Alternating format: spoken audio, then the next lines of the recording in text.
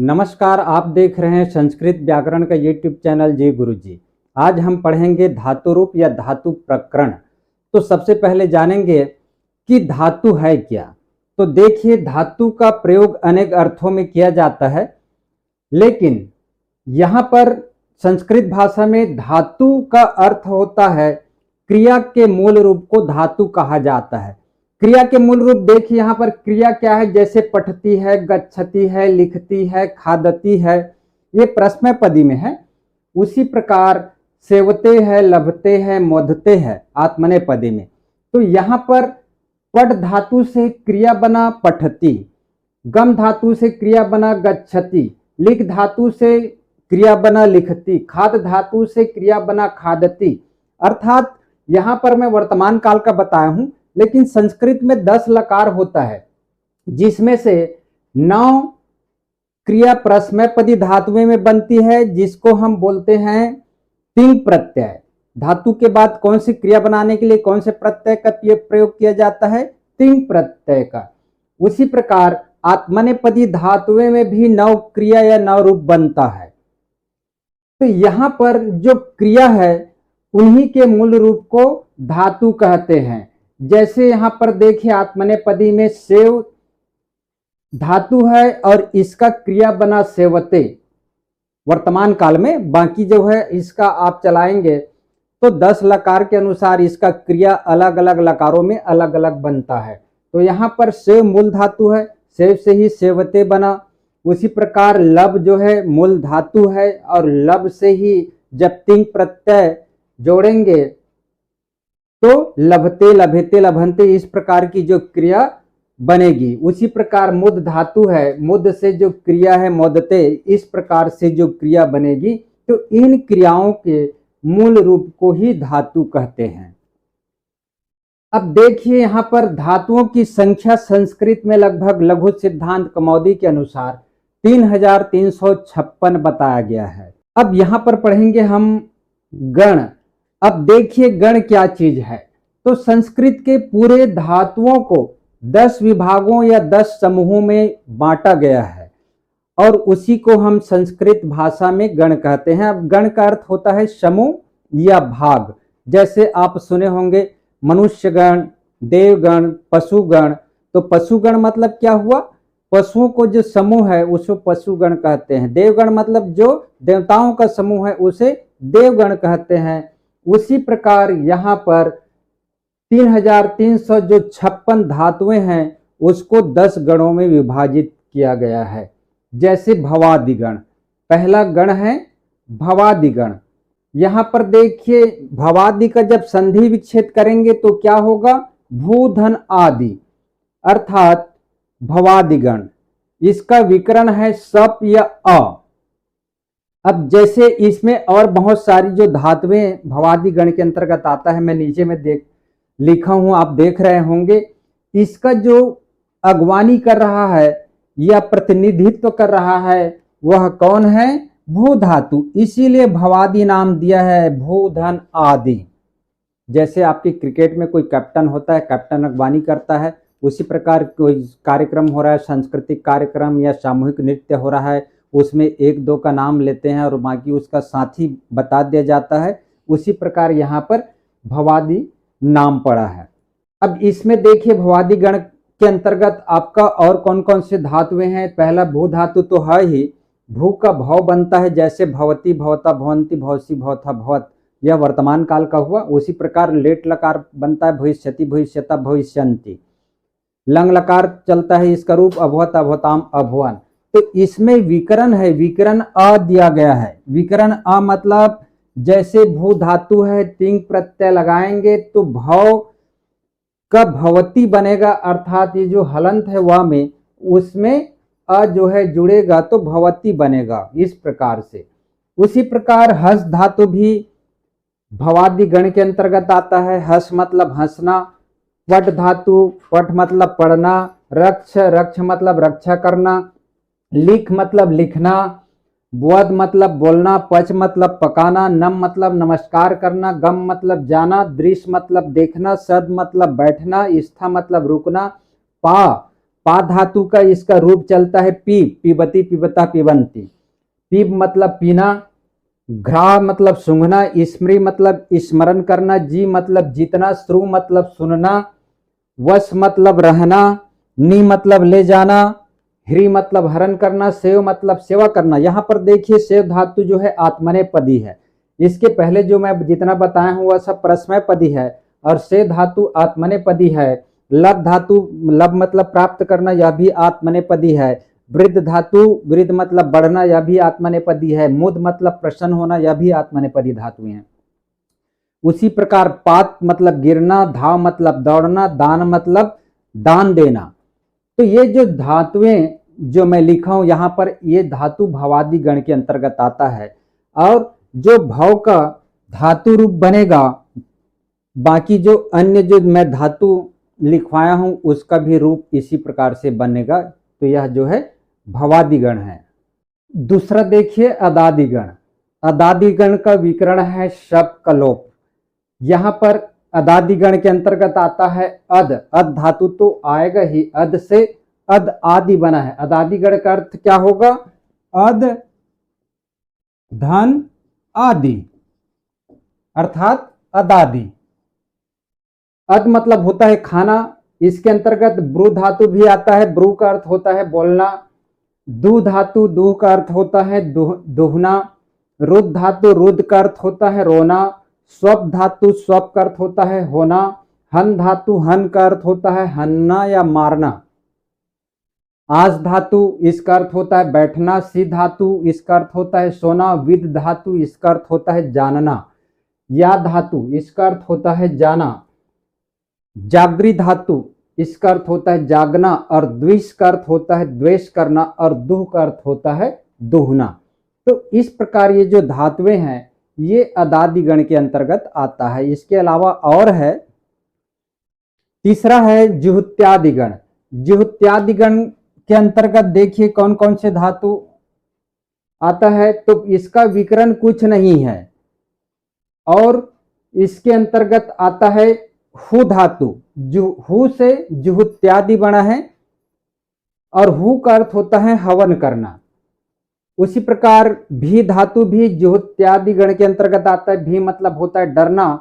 और दा धातु, दा मतलब देना। धा धातु, धा मतलब धारण करना। ये धातुएं जो है जुहुत्यादि गण के अंतर्गत आता है। अब है चौथा दिवादिगण। दिवादिगण मतलब क्या होता है? दीव आदि। इसके अंतर्गत दीव आदि मतलब दीव तो आएगा ही, इसके अलावा और आदि जो धातुएं हैं वह दिवादिगण में आएगा। और इसका विकरण है शयन। शयन का यह बसता है। जैसे दीव है, दीव मतलब होता है चमकना। दिव्यति चलता है तो यह इसका विकरण होता है, दिव्यति, दिव्यता, दिव्यंती। उसी प्रकार नृत, नृत मतलब होता है नाचना। और सम, सम मतलब होता है शांत होना। नस धातु, नस मतलब नष्ट होना। भ्रम धातु, भ्रम मतलब होता है भ्रमण। भ्रम से भ्रमण बना है, भ्रम मतलब घूमना। युद्ध धातु, युद्ध मतलब होता है लड़ना या युद्ध करना। जन धातु, जन का अर्थ होता है उत्पन्न होना। और शिव धातु, शिव मतलब होता है सीना अर्थात सिलना। और शो धातु, शो मतलब होता है नाश करना। ये धातुएं दिवादि गण के अंतर्गत आता है। अब देखिए पांचवा जो गण है स्वादिगण। स्वादिगण मतलब सु आदि, स्वादि। जैसे भवादि भू आदि होता है ना, उसी प्रकार यहाँ पर स्वादि है, सु आदि। यण स्वर संधि है, याद रखिएगा। और इसका विकरण है नु, सनु, और विकरण बसता है नु। अब यहाँ पर देखिए सु, क्योंकि सु ही तो इसके कारण जो है स्वादिगण पड़ा है नाम, तो सु मतलब होता है स्नान करना। उसके बाद और जो धातुएं हैं, आप धातु भी आता है इसके अंतर्गत। आप का अर्थ होता है पाना। फिर शक धातु, शक मतलब शक करना। और श्रु धातु, श्रु मतलब होता है सुनना। ये जो धातुएं हैं स्वादिगण के अंतर्गत आता है। अब देखिए छठवा गण का नाम है तुदादिगण। इसका विकरण है अ।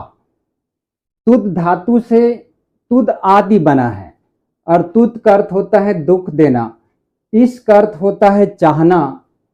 स्पृश का अर्थ होता है छूना, प्रच का अर्थ होता है पूछना, मृ का अर्थ होता है मरना और मुझ का अर्थ होता है छोड़ना। तो ये जो धातुएं हैं दिवादि गण के अंतर्गत आता है। अब देखिए सातवां जो गण का नाम है रुधादि गण। रुधादि गण का विकरण है सनम, रुध आदि, रुधादि। तो रुध का अर्थ होता है रोकना, भुज का अर्थ होता है भोजन करना और भिद का अर्थ होता है काटना। ये जो भिद धातु उभय पदी है, उभय पदी मतलब दोनों पद में चलता है, परस्मै पदी धातु में भी इसका रूप चलता है और आत्मनेपदी धातु में भी इसका रूप चलता है, इसलिए उभय पदी कहा गया है। उसी प्रकार आठवां जो गण का नाम है देखिए तनादि गण। तनादि गण का विकरण है उ और तन इसका जो है मुख्य धातु है, तन से तनादि बना है। तन मतलब होता है फैलाना और क्री मतलब होता है करना। अब देखिए नौवां जो गण का नाम है क्रयादि गण। क्रयादि गण का विकरण है स्ना या न, स्ना से न बसता है और क्री मतलब होता है खरीदना, क्योंकि क्रय आदि। उसी प्रकार ग्रह मतलब होता है पकड़ना, ज्ञा मतलब होता है जानना, पु मतलब होता है पवित्र होना। पु धातु जो है उभय पदी है, इसका प्रश्न पदी में भी चलता है और आत्मनेपदी में भी चलता है। उसके बाद देखिए 10वां गण का नाम है चुरादि गण। इसका जो विकरण है अय। अब आप सोच रहे होंगे कि विकरण जो बोल रहे हैं विकरण क्या है, तो यहाँ पर जो विकरण मैं 10 गण में बताया हूं सबका एक विकरण है और उसमें जो है अय जो है लगता है। जैसे अब बता देता हूं चूर धातु है, चूर आदि चुरादि बना है चूर के कारण, इसके अंतर्गत जो है इसका जो प्रतिनिधित्व कौन कर रहा है चूर धातु, इसी के कारण इसका नाम पड़ा है चुरादि और इसके अंतर्गत और आता है।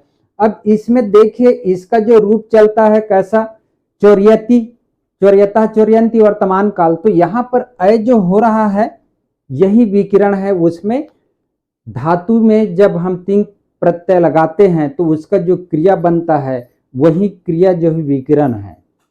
उसी प्रकार देखिए चिंत धातु, चिंत मतलब होता है सोचना, इसका भी रूप कैसे चलता है चिंत्यति, चिंत्यता, चिंत्यंती। तो यहाँ पर यह जो है विकरण है। उसी प्रकार कत धातु है, कथ मतलब होता है कहना, तो कथ का भी कैसे चलता है कथयति, कथयता, कथयंती। तो यहाँ पर कथ में यह विकरण हो रहा है तो कथयति हुआ, क्योंकि जो तिप्त था जो तिंग प्रत्यय है इस धातु के बाद लगता है और जो धातु और प्रत्यय के बीच में जो यह है यह विकरण है, यह लगता है उसके बाद आपका तिंग प्रत्यय लगता है। जैसे कथ, कथयति, कथयता, कथयंती।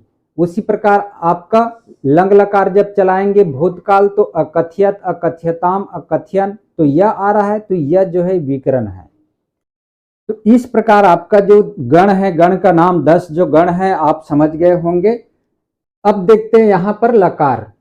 लकार का क्या अर्थ होता है, तो समय या काल को प्रदर्शित करता है, उसे लकार कहते हैं। ये ल से प्रारंभ होता है इसलिए इसे लकार कहते हैं।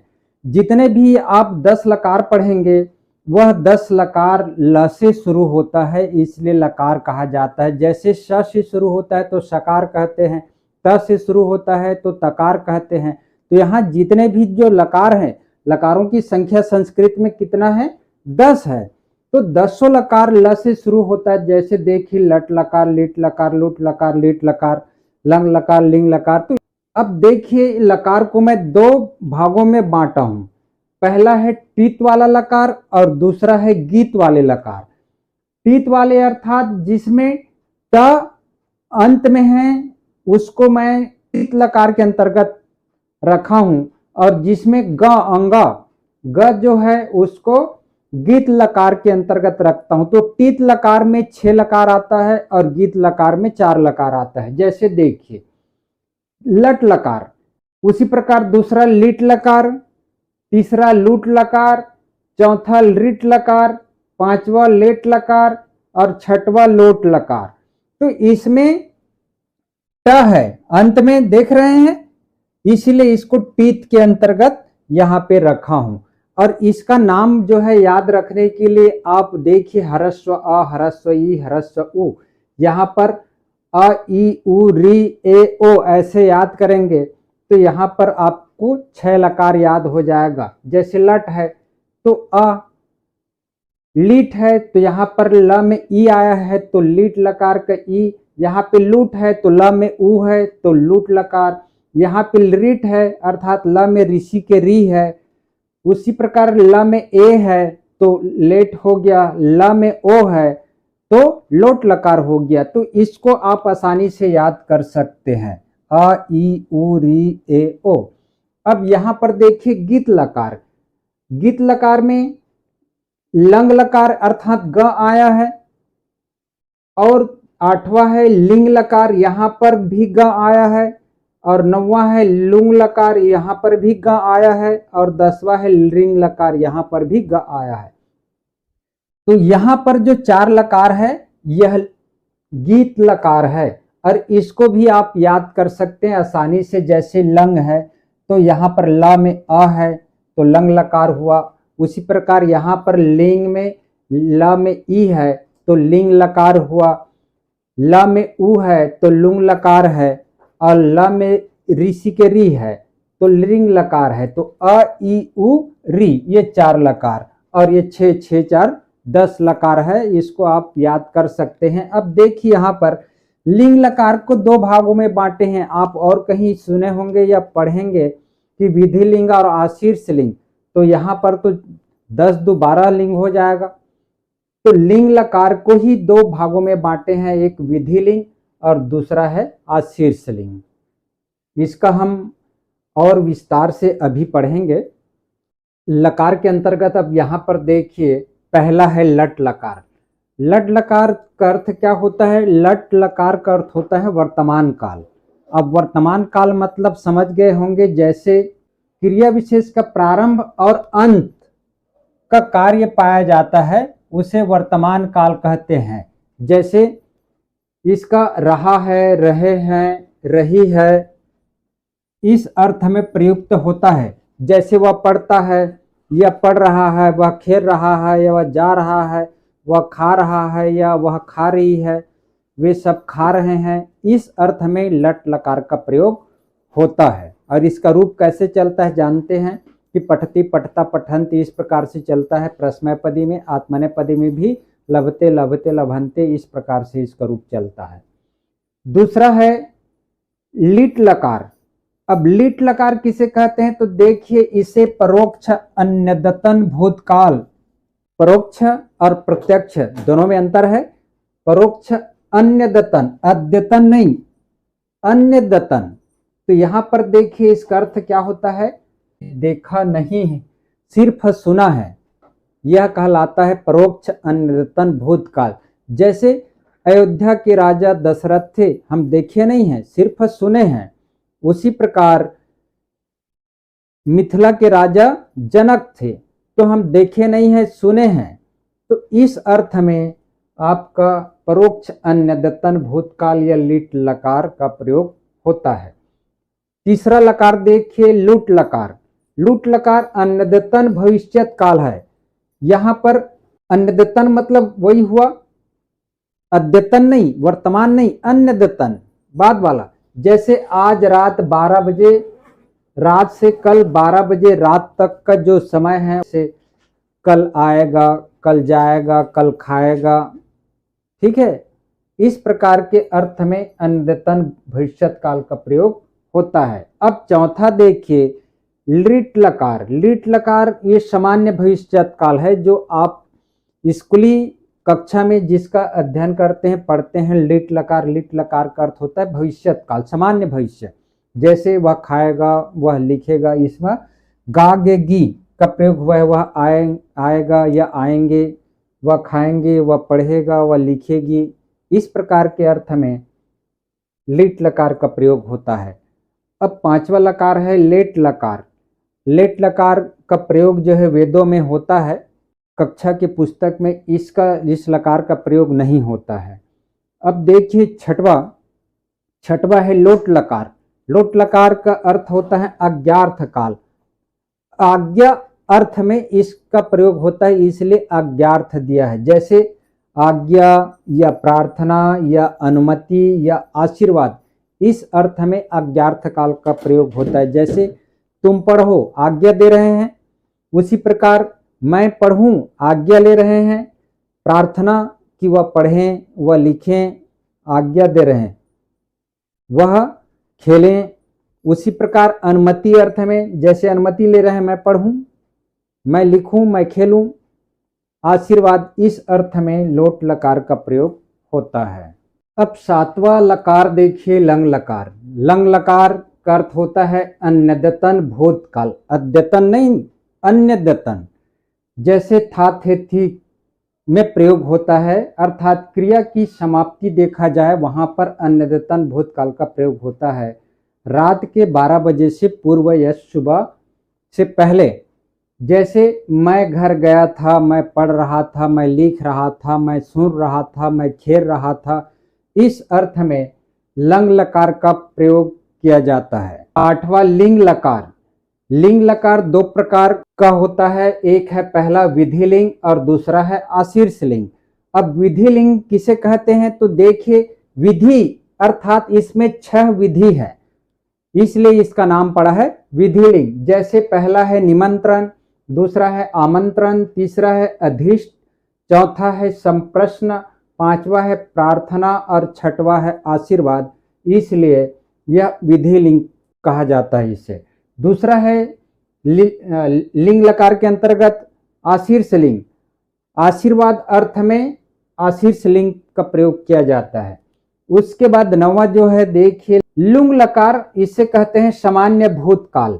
इसका प्रयोग जैसे चला गया, चले गए, खाली, चली गई, इस प्रकार के अर्थ में लुंग लकार का प्रयोग किया जाता है। अब 10वां लकार देखिए लृंग लकार। लृंग लकार मतलब हेतु हेतु मद भूतकाल। हेतु हेतु मतलब एक क्रिया दूसरे क्रिया के कारण बनता है, वहां पर लिंग लकार का प्रयोग किया जाता है। जैसे वह पढ़ता तो विद्वान हो जाता, वह अच्छा खेलता तो जीत जाता, यदि अच्छी बारिश होती तो फसल अच्छी होती। तो इस अर्थ में लिंग लकार का प्रयोग किया जाता है। तो इस प्रकार आपका 10 गण और 10 लकार समाप्त होता है, और इसके लकार के बारे में और हम अध्ययन करेंगे आगे वीडियो में। वीडियो को लाइक एवं सब्सक्राइब शेयर जरूर कीजिएगा। मिलते हैं, धन्यवाद।